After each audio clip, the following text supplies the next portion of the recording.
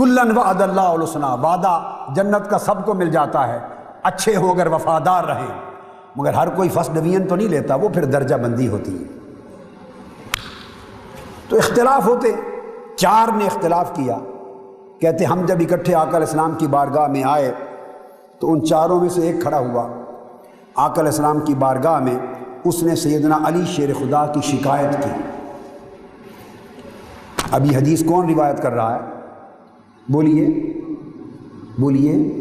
امام ترمذی۔ میں نے تو داخل نہیں کر لی ہیں یہ حدیث کی کتابوں میں، یہ حدیثیں یہ تو 1200-1300 سال سے چلی آ رہی ہیں۔ ایک نے کھڑے ہو کے شکایت کی، امام ترمذی روایت کرتے ہیں اور صحابہ کرام بیان کر رہے ہیں، ان عمران ابن حسین، حدیث کے راوی فرماتے ہیں کہ جب اس نے شکایت کی فأعرض عنہ رسول اللہ، آقا علیہ السلام نے اپنا چہرہ مبارک دوسری طرف پھیر لیا، علی کی شکایت نہیں سنی، سنی انسنی کر دی، دھیان ہی نہیں دیا۔ یہ ہے مرتبہ علی شیر خدا کا بارگاہ مصطفیٰ میں۔ شکایت ایک صحابی کر رہا ہے، کلیگ ہے، مگر آقا نے دھیان نہیں کیا، فأعرض عنہ، سنی انسنی کر دی، بے دھیانی ظاہر فرمائی، اعراض کیا، صرف نظر کیا۔ ثم قام الثانی، پھر وہ چاروں میں سے دوسرے کھڑے ہوئے، انہوں نے شکایت کی، فقال مثل مقالتہ، تو دوسرے نے بھی وہی بات کہی جو پہلے نے کہی تھی، فأعرض عنہ، حضور نے پھر چہرہ مبارک پھیر لیا، رسپانس ہی نہیں دیا۔ یہ عالم محبت کا کہ علی کی شکایت پر حضور رسپانس ہی نہ دیتے تھے، یہ اعتماد تھا۔ ہم شکایتیں تلاش کرتے پھرتے، نقش نکالتے پھرتے، کمپلینٹ کر رہے ہیں ایک صحابی، حضور نے دھیان نہیں کیا، صرف نظر کر لیا۔ ثم قام الثالث، پھر تیسرا شخص کھڑا ہوا، فقال مثل مقالتہ، اس نے بھی اسی طرح کی بات کہی، فأعرض عنہ، آقا علیہ السلام نے پھر چہرہ انور پھیر لیا، صرف نظر کیا اور پرواہ نہیں کی اس کی بات کی۔ ثم قام الرابع، پھر چوتھا کھڑا ہوا، فقال مثل ما قالوا، اس نے بھی وہی بات کہی جو پہلے تینوں نے کہی تھی۔ جب چار آدمی یہ بات کر چکے، فاقبل رسول اللہ صلی اللہ علیہ وآلہ وسلم، تو صحابہ کرام فرماتے ہیں کہ آقا علیہ السلام پھر ان کی طرف اور ہم سب کی طرف متوجہ ہوئے، والغضب یعرف فی وجہہ، اور خدا کی قسم ان کے چہرے اقدس پہ غضب تھا، غضبناک ہو گئے، علی کی شکایت سن کر غضبناک ہو گئے، ان کے چہرے مبارک پر غضب کے آثار تھے۔ اور معلوم ہے کیا فرمایا؟ اب ان کی شکایت کو رسپانس ہی نہیں دیا، جس موضوع پر انہوں نے شکایت کی اس سبجیکٹ کو ایڈریس ہی نہیں کیا، اس سبجیکٹ پر التفات ہی نہیں کیا، اسے قابل توجہ، قابل ذکر اور قابل التفات ہی نہیں سمجھا، چہرہ اقدس پر غضب کے آثار ظاہر ہوئے اور پوچھنے فرمانے لگے، فقال ما تريدون من علی، ما تريدون من علی، ما تريدون من علی، ارے شکایت کرنے والوں بتاؤ تم علی سے کیا چاہتے ہو، علی سے کیا چاہتے ہو، علی سے کیا چاہتے ہو،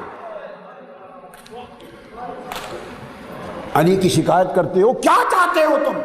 غضبناک ہو کر تاجدار کائنات نے اس طرح فرمایا۔ تو علی کے خلاف شکایت کے سارے راستے قیامت تک اہل ایمان کے لیے بند کر دیے، علی شیر خدا کی ذات میں نقص نکالنے کے راستے بند کر دیے، علی شیر خدا پر زبان درازی کے راستے بند کر دیے۔ وہ تو ایک شکایت تھی، صحابہ کرام نے کی اپنے اونچے رتبے کے مطابق، ان کا اونچے رتبے تھے، اونچا تقویٰ تھا، ان کا اونچا مقام تھا، ان کے اندر صداقت تھی، وہ شکایت اپنے مرتبے کے مطابق کر رہے تھے۔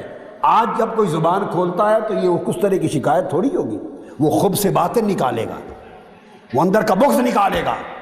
تو آقا علیہ السلام نے تو صحابہ کرام کی شکایت نہیں سنی حضرت علی کے خلاف، اور فرمایا شکایت کرنے والوں میرے علی سے کیا چاہتے ہو تم؟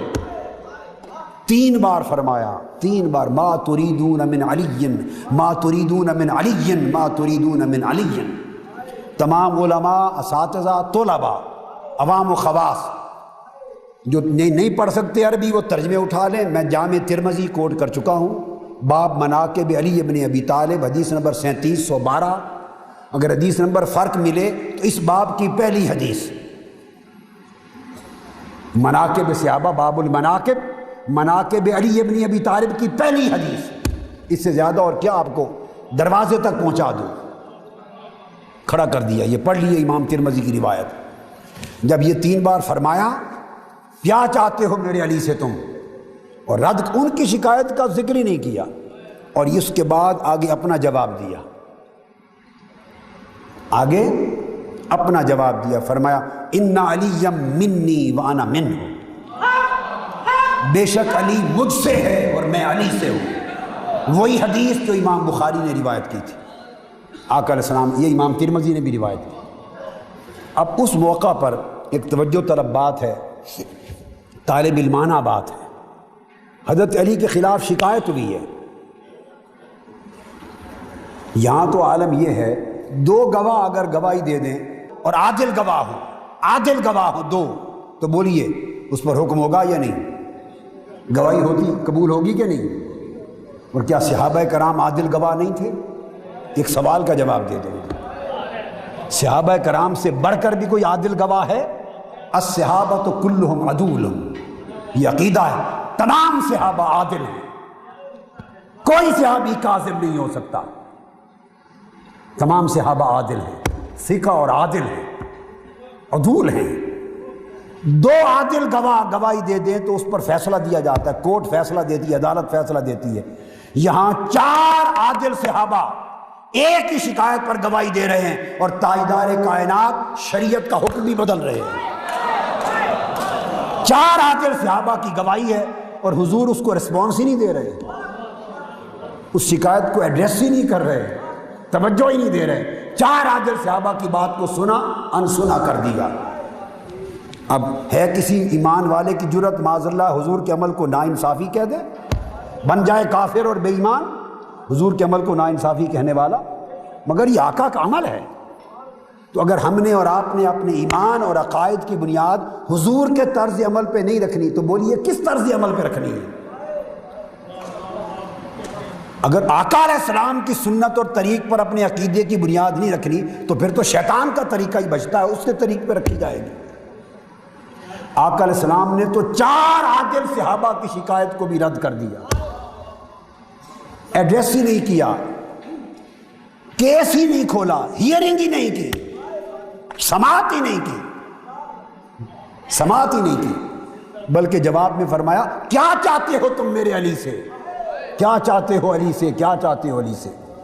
اب یہاں تک تو بات ہو گئی، اب آگے سنیے، اگلا جملہ بڑا ریلیونٹ ہے، بڑا مضبوط ہے، توجہ طلب ہے۔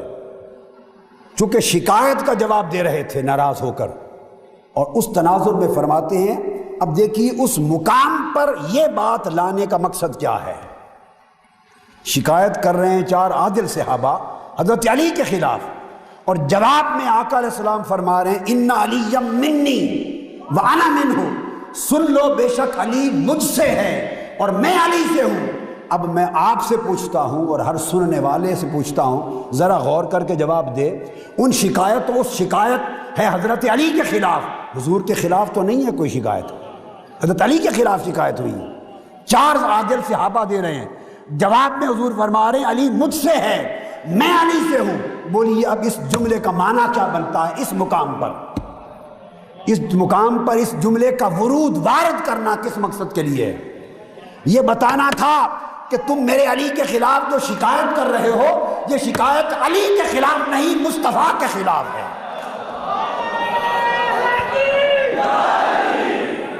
یہ شکایت علی کے خلاف نہیں، نبی کے خلاف ہے۔ کیوں کہ علی مجھ سے ہے، میں علی سے ہوں۔ زبان بند کرا دی، اور پھر کلام یہاں تک ختم نہیں کیا، یعنی راستہ بند کر دیا کہ علی کی شکایت کوئی مومن نہ کرے، میں نہیں سن سکتا، علی مجھ سے ہے۔ یاد رکھ لو، جو علی کے خلاف اگر شکایت کرے گا تو اسے پتہ ہونا چاہیے کہ معاذ اللہ وہ میری شکایت کر رہا ہے، کیونکہ علی کو انف و ثنا میں نے نفس محمد میں شامل کر رکھا ہے۔ ان علی منی وانا منہ، وہ مجھ سے ہے میں اس سے ہوں۔ اور اس کے بعد آگے کیا فرمایا؟